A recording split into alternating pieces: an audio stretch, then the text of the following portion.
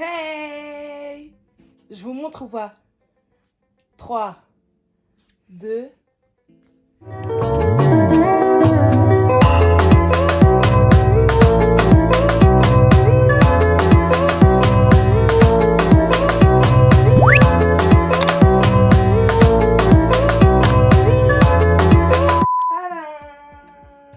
Hello les gars! Aujourd'hui je suis trop contente de vous retrouver pour une nouvelle vidéo. J'espère que vous allez tous et toutes très bien. Moi ça va très bien, je pète la forme. Et aujourd'hui je vais vous parler de ma réduction mammaire, mon expérience. Parce qu'en fait j'ai remarqué que ça intéressait beaucoup de filles. En fait moi j'ai cru que c'était que les grosses comme moi. Mais en fait non, il y a de tout, il y a des maigres, il y a des grosses, il y a de tout. Donc je vais vous parler de mon expérience parce que moi si j'aurais par exemple je ne me serais pas informée sur YouTube etc. Je sais que le jour de l'opération je serais partie anxieuse, je serais pas sereine comme je l'étais le jour de l'opération. Donc on va commencer dès le début, on va rembobiner. C'était en 4e, 5e. Alors là j'avais rien, j'étais maigre, j'avais rien du tout, j'avais pas de poitrine, j'avais rien, j'étais la plus petite, j'étais toute petite, tout le monde se moquait de moi, nanana, Ramata, t'as pas de poitrine, t'as rien, nanana. Moi je disais, bah c'est la vie, enfin moi je me voyais, mais genre à ce moment-là je pensais pas à ça et tout. Et un jour comme ça, je crois que c'est en 3e, tout est venu d'un coup. Alors là l'année d'après je suis venue, ma poitrine elle était énorme. J'étais super grande, j'avais eu une poussée de croissance. Bon, moi je dis super grande parce que je me trouve grande, mais comparé à comment j'étais, bah, genre j'avais eu une poussée de croissance. Et c'est de là que ma poitrine a commencé à pousser, devenir vraiment généreuse. Quand on dit poitrine généreuse, c'était moi. J'avais la poitrine généreuse. Donc c'est de là où ça a commencé à venir et c'est venu, ça s'arrêtait pas. À partir du moment où ça s'est arrêté, je crois que je suis venue un bonnet G. C'était extrêmement grand. Mais en fait, c'était trop pesant. Déjà que c'était un complexe parce que les gens, quand ils me regardaient pas moi. On sait tous. Enfin, toutes les filles qui se reconnaissent, on se sait. Les gens, quand ils me parlaient, ils me regardaient pas moi. J'étais grave complexée. C'était trop, en fait. C'était trop imposant. Je me trouvais grosse alors que c'était pas moi qui étais grosse. C'était juste ma poitrine qui était énorme, en fait. Et jusqu'à... En fait, ça me dérangeait pas à ce moment-là parce que moi j'aimais bien. Avant, j'avais rien. Maintenant, je vais me plaindre pourquoi. Je devais pas me plaindre. Donc, à partir du moment où ça a commencé à venir, ah ouais, je vois, mon dos il tient plus. J'arrive plus à rester longtemps debout. J'arrive plus à rester longtemps assise. J'arrive plus à me baisser pour porter un truc. Le sport, je pouvais plus. Je me sentais lourde. J'arrivais pas. Je courais, mon frère, on dirait, je pouvais mettre 50 000 brassières. Ma poitrine elle voulait pas que je fasse du sport, sachant que moi je suis une fille, je kiffe le sport. Bon là je vais pouvoir commencer vu que voilà, mais avant je ne pouvais pas, j'essayais, je forçais quand même parce que j'aimais trop le sport en fait. Et en fait ma poitrine elle ne voulait pas, donc j'ai commencé à avoir des problèmes de dos, des problèmes de genoux, mon cou il tirait, mon épaule elle tirait, j'avais tout. Donc, ce que j'ai commencé à faire, c'est d'abord, je suis allée voir mon médecin. Mon médecin, il est venu, il m'a dit, ouais, d'abord, moi, je savais très bien, c'était, au fond de moi, je savais très bien c'était quoi. Mais le médecin, il voulait quand même que je fasse une radio. Donc, moi, je dis, ok, il n'y a pas de souci. Il m'a dit, va faire une radio. Je suis partie faire une radio. Ils ont dit que j'avais une mini, mais vraiment mini scoliose parce que moi, mon dos, il est cambré tout seul, en fait. Ça veut dire que j'avais juste ça. Il m'a dit, bah, ok, va faire du kiné. Mes séances de kiné, je suis jamais allée. Parce que j'ai dit que ça ne servait à rien. Je suis partie voir un deuxième médecin. Ce médecin-là, c'était un garçon aussi. En fait, les deux débuts, c'était un garçon. J'ai dit, ouais, j'ai mal au dos, j'arrive plus. Je portais mon sac, mon frère, on dirait, je portais 50 000 kilos sur moi, en fait. J'arrivais plus, c'était trop. Mon dos, j'arrivais pas. Même quand j'étais allongée, j'avais mal. En fait, c'était devenu trop. C'était de l'accumulation sur accumulation. Lui aussi, il me dit la même chose. Va faire une radio, nanana. Ils m'ont même prescrit des semelles parce qu'ils ont dit que c'était à cause de mon bassin parce que j'ai 6 mm plus haut que l'autre. Ils m'ont dit que c'était à cause de mon bassin que j'avais mal au dos et qu'il fallait que je mette des semelles. Les semelles, je les ai payées 200 €. 200 € pour rien au final parce que 6 mm, même la dame qui m'a fait les semelles, elle m'a dit mais ça sert à rien. Genre 6 mm, ça sert à rien. Des semelles, ça m'a rien fait. ça m'a rien fait, ça a rien fait du tout. Mon dos, j'avais toujours mal. On m'a même donné un corset pour le dos. Rien du tout, ça a rien fait du tout. Je savais très bien c'était quoi. Donc je me suis dit, là ok, les garçons ils peuvent pas comprendre. J'ai dit peut-être je vais aller voir une fille, une dame, et elle va peut-être me prescrire ce que j'ai besoin. Parce que comme les femmes on se comprend, donc du coup, je savais déjà que c'était ça. Donc moi je voulais juste qu'elle me prescrit l'opération et qu'elle me dise ouais c'est bon. Donc avant ça, je regardais sur YouTube tout sur la réduction mammaire, je regardais tout et tout. Et je me disais, ah bah ça va, ah c'est comme ça, ah bah ça c'est comme ça, ok. Donc moi je suis partie voir mon médecin.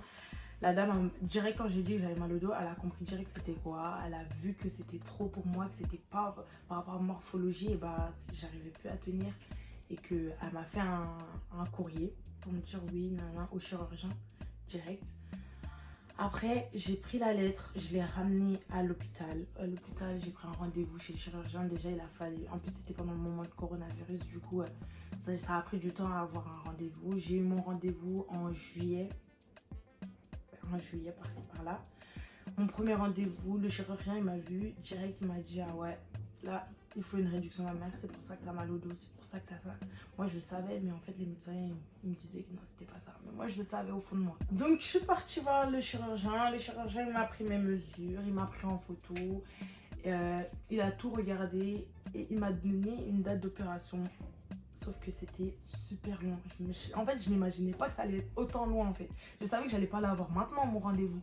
Mais je l'ai eu super loin. Bah, je me suis dit, c'est pas grave. On va le faire. Je suis obligée de toute façon, donc, parce que je peux plus vivre comme ça donc, pendant tout ce temps-là.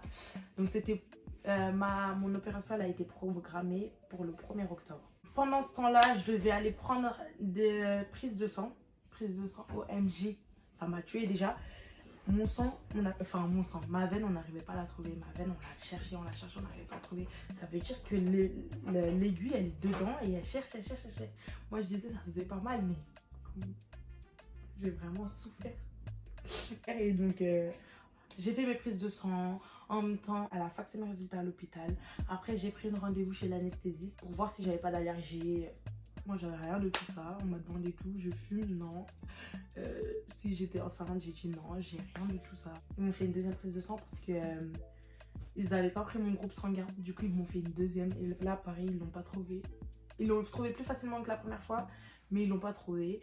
Et du coup, ils ont cherché. Comme d'habitude, ils ont cherché. Et au final, ils ont trouvé.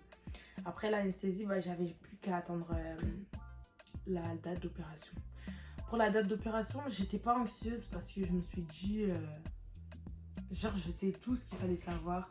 Ce qu'il fallait acheter avant l'opération aussi, c'est que il fallait acheter une sorte de brassière soutien-gorge pour maintenir la poitrine après l'opération. Des collants, mais bon, les collants, je les ai même pas utilisés, c'est grave du pipeau. Et c'est tout, j'avais que ça à acheter. Et pour l'opération, elle a été prise entièrement par la sécurité sociale parce qu'ils allaient prendre plus de 300 grammes par sein. La sécurité sociale, c'est elle qui a tout payé. Moi, j'ai juste dû payer la brassière. Par contre, ça a coûté 67 € et c'est tout. Bon, venons-en au jour J. Le jour J, je crois, je devais arriver à l'hôpital à 7 h. Donc, je devais arriver à 7 h du matin. Quand je suis arrivée, déjà, ils m'ont mis dans une salle d'attente. Après, quand je suis venue, ils m'ont redemandé si j'étais allergique à quelque chose. Rien du tout. Ils ont pris ma brassière, ils ont pris mes collants. Et moi, je devais aller m'habiller de la tête aux pieds. Si vous voulez, je vous mettrai une vidéo. La tête aux pieds, j'étais habillée, genre j'avais une sorte de Charlotte, j'avais un gilet, j'avais un pantalon. Je devais pas mettre de sous-vêtements en dessous. J'avais même des chaussons, j'avais tout. Et je devais attendre sur une sorte de fauteuil roulant pour l'hôpital. Et après, c'est là où ils m'ont appelé. Donc, il y a une infirmière, elle est venue. Elle m'a fait les dessins, etc. Après, c'était la première fois de ma vie, je me faisais opérer. Dites-vous, c'était la première fois de ma vie, je me faisais opérer. Donc, moi, j'étais En fait, moi, je suis une fille, j'aime trop l'hôpital. Genre, la nourriture de l'hôpital et tout, j'aime trop ça. Les gens, ils aiment pas, mais moi, j'aime trop. Ils ont commencé à me brancher des trucs, etc. Ils ont mis... J'ai oublié comment ça s'appelle. La perfusion. Elle m'a mis la perfusion. Je vous ai pas dit. J'avais grave honte parce qu'en fait, c'était des garçons. En fait, il y avait 2 infirmiers et 2 infirmières. J'avais trop la honte. J'avais trop la honte. C'était trop gênant. Mais en fait, eux, ils s'en foutaient. En fait, ils parlaient comme si, genre, il n'y avait rien du tout. Parce que je pense qu'ils ont l'habitude. Mais ce qui était de moi, j'avais trop la honte. J'avais trop la honte. C'était honteux. Je vous jure, c'était la honte. Donc, du coup, après, bah, comme j'ai vu qu'ils ne me calculaient pas, bah, moi, j'ai fait mon taf. Ils m'ont dit de m'allonger. Ils m'ont branché plein de trucs. Ils m'ont branché le truc... Enfin, ils m'ont le truc ici, ils m'ont mis des électrodes au cas où ça se passait pas bien, mais bon, il n'y avait pas de... Il n'y avait pas de problème. Ils m'ont endormi en 2 secondes. Alors, pour ceux qui se sont jamais fait opérer, vous dormez en 2 secondes, je vous jure. Ils vous mettent juste le truc pour vous faire endormir. Ils vous disent de penser à quelque chose d'agréable. Même pas 2 secondes, t'es parti. T'es parti. Donc, ça veut dire, moi, je suis partie comme ça. Je me suis dit... ok, bon bah, salut. Maintenant, on va passer au réveil. Le réveil, je me réveille déjà. En fait, je me forçais à pas dormir parce que j'avais envie de dormir, mais je me forçais à pas dormir. Je regarde autour de moi, bah, y a plein de gens qui se sont fait opérer. C'était la salle de réveil. Y a un des infirmiers qui reste avec moi. Ah, vous êtes revenu, ça va, vous allez bien, nan. Je regarde à côté de moi déjà. En fait, j'étais pas là dans ma tête. J'étais là, mais dans les vapes un peu. Je me regarde, je vois une sorte de gros plâtre autour de moi, genre. Je me dis, ah ouais, c'est sérieux, j'arrive pas à respirer, ma gorge, elle est toute sèche. Parce qu'il faut savoir que j'étais à jeun. Ça veut dire que j'avais pas mangé depuis la veille et tout. Ma gorge toute sèche. J'ai dit à l'infirmier, vous pouvez me passer de l'eau, s'il vous plaît. Et tout, il me dit, ah non, vous pouvez pas boire maintenant. J'ai dit, bah vous pouvez desserrer, s'il vous plaît. Ils ont dit, non, tu peux pas, c'est comme ça et tu vas le garder toute la journée. J'ai dit putain. Après, vers 11h30, je suis rentrée. Je suis montée dans une chambre. C'est là où ils m'ont donné à manger et tout. Et que j'ai vu que j'avais des sortes de... En fait, deux bouteilles par sein. Et en fait, c'était pour filtrer le mauvais sang. En fait, il y a tout le mauvais sang qui descendait. Donc, j'étais pas trop... En fait, ça allait, j'étais bien. Ça faisait pas mal. Il n'y avait pas de douleur. Parce que je pense que j'avais encore l'adrénaline du truc. Mais sinon, j'avais pas mal. Après, j'ai dit que j'avais envie d'aller aux toilettes. Du coup, l'infirmière, elle est venue. Elle m'a dit d'abord, asseyez-vous pour voir si vous n'avez pas tourné. Je me suis assise en mode normal. Elle était choquée. J'ai pas fait de grimace ou quoi. Je me suis assise normal. Elle m'a dit, bah, mettez-vous debout. Je me suis mis debout en mode normal. J'ai marché, je marche aux toilettes. Elle était choquée. Elle a dit, bah, d'habitude, les gens, ils ont du mal ou ils ont tourné là. J'ai dit, bah, non, moi, ça va. Après, je devais porter les deux bouteilles là avec moi à chaque fois. Et c'était des tuyaux qui les reliaient en fait. Ils m'ont donné à manger. J'étais trop contente de manger. Ça faisait longtemps que j'ai bu, comme si j'avais jamais bu. Après, bah, le chirurgien il est revenu. Il m'a dit qu'ils avaient enlevé 900 grammes d'un côté et 700 grammes de l'autre. Donc ça fait 1600 grammes. En gros, 1,6 kg. Ils ont enlevé 1,6 kg. Mais en fait, même moi, quand je me suis levée, j'ai senti direct que j'avais plus de poids en fait, j'étais debout, j'arrivais à voir mes pieds carrément. Alors moi je pouvais pas voir mes pieds. Et je me suis dit putain, tout ça en fait, tout ça c'est ça qui pesait mon dos pendant je sais pas combien d'années. Et là j'ai plus ça, j'ai plus rien et tout. C'était trop bien en fait, c'était la belle vie. Je demandais que ça, en vrai de vrai. Pour sortir de l'hôpital il faut un accompagnateur. Parce que vous pouvez pas sortir tout seul. Parce que vous allez voir que les secousses de la voiture, des dodanes, etc. Faut que la personne elle fasse super doucement. Donc moi, on est venu me chercher. Je suis rentrée. Le soir même, il y a toutes mes cousines qui sont venues, mes copines, etc. etc. Elles sont toutes venues. Elles m'ont vue. Elles étaient choquées parce que c'était la première fois que j'étais aussi faible en fait. Mais même moi, ça m'a choquée. Hein. Donc même moi, ça m'a choquée. J'étais aussi à ce point en fait. Faible à ce point. Genre moi c'est quand même, j'étais faible à ce point. Même dire. Genre, c'est pour ça que j'étais choquée. Et pendant 2 semaines, j'étais clouée au lit. On me ramenait à manger. Par contre, on me chouchoutait. Hein. On me ramenait à manger. Ma dame me ramenait à manger. Ma mère elle me ramenait à manger. Je faisais grave la muscu. Je disais, stop, ramène-moi ça. Tu vois, quand en fait, votre voix, s'il vous plaît, tu peux me ramener ça. Alors que, tu vois, genre, c'est pas à ce point, mais tu vois.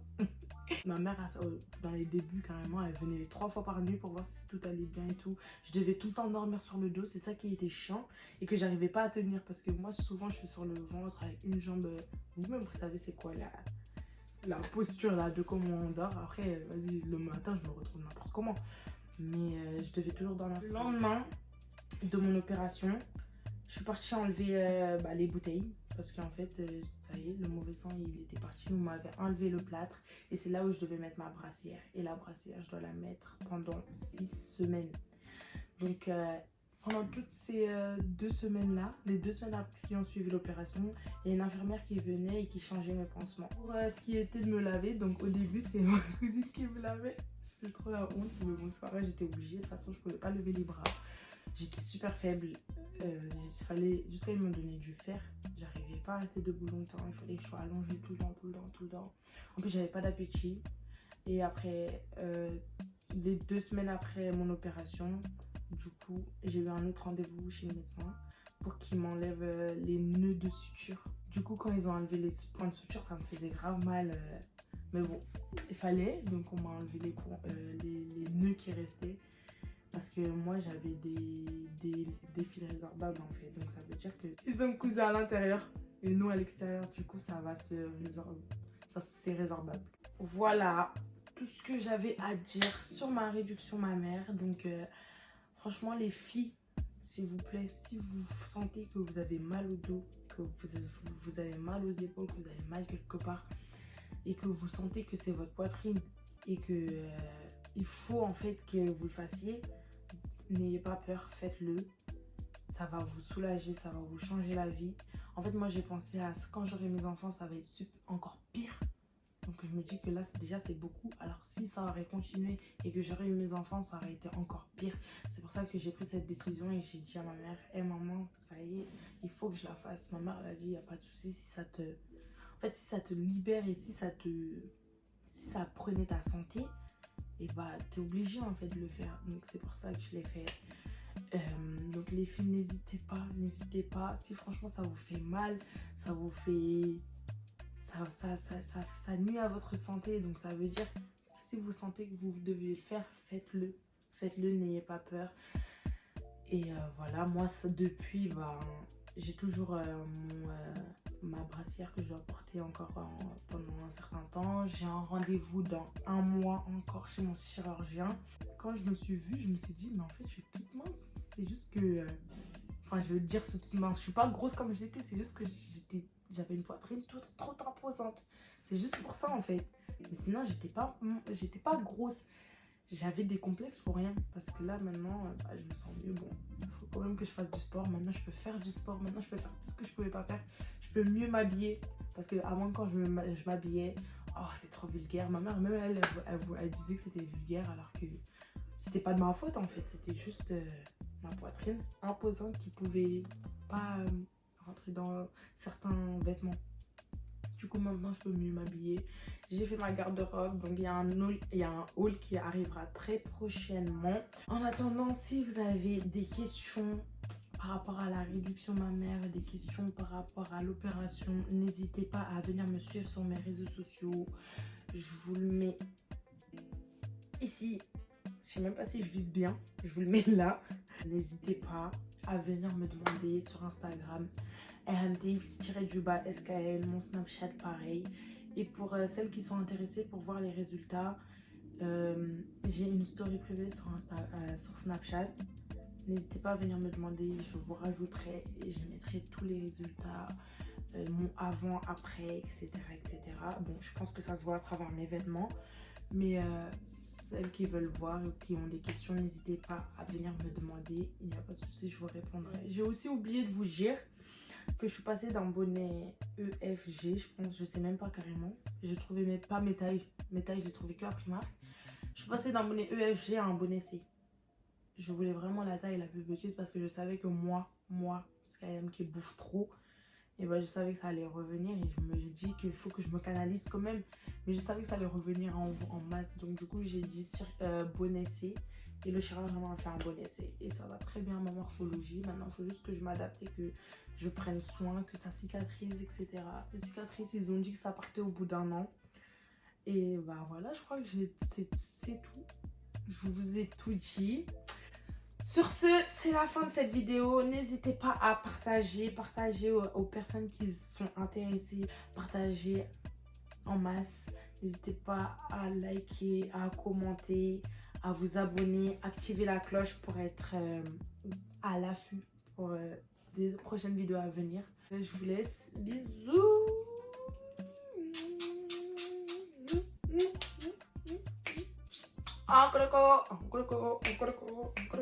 Bon, salut.